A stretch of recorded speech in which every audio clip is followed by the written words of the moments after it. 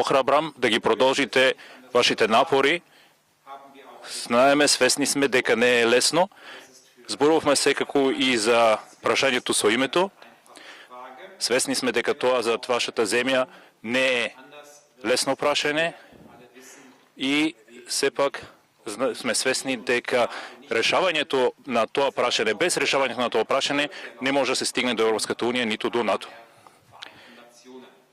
Германија мисли дека тоа е прашање кое мора да се реши со помошта на Обединетите народи. И последна реченица да кажам дека земјата на нашиот денешен гост ќе преземе председателството на Европскиот совет за неколку месеци и сакам да ви уверам дека ние на тебе и на вас ќе ви пружаме секоја можна помош и поддршка и уште еднаш да се заблагодарам за вашата посета. Ich, es war wirklich eine sehr gute Gelegenheit. Се